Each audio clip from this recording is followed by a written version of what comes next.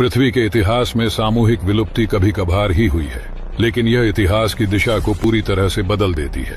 अब तक पृथ्वी 5 सामूहिक विलुप्तियां झेल चुकी है, जिनमें से हर एक ने 3/4 से ज्यादा जीवन को खत्म कर दिया। इसके अलावा विलुप्ति से पहले जिन प्रजातियों का दबदबा रहता था, बाद में उनका वो रुतबा नहीं होता था। वैज्ञानिकों के अनुसार पिछले 6 करोड़ 60 लाख वर्षों से सामूहिक विलुप्ति के प्रभाव को महसूस नहीं किया गया है। अब हम 6ठी सामूहिक विलुप्ति की ओर बढ़ रहे हैं। बात सिर्फ ये नहीं है कि हमारे द्वारा छोड़ी गई कार्बन डाइऑक्साइड हमारी पृथ्वी को पिछले 50 करोड़ सालों के किसी समय के मुकाबले कहीं ज्यादा तेजी से गर्म कर रही है, और यह भी नहीं है कि हम महासागरों को गर्म करके और उनकी अम्लीयता बढ़ाकर उनके प्राकृतिक संतुलन को नष्ट कर रहे हैं और धीरे धीरे सारे ग्लेशियर मेल्ट हो रहे हैं, बल्कि इससे भी बुरा ये है कि हम इसे बहुत तेजी से कर रहे हैं। पिछले 50 सालों में जंगली जीवों की तादाद में औसतन लगभग 70% की गिरावट आई है, और इस बार इसके लिए हम जिम्मेदार हैं। इस अंधकार में भविष्य के अनुमान के बावजूद उम्मीद की एक किरण है। जिंदगी की 4 अरब सालों की कहानी में हम पहली प्रजाति है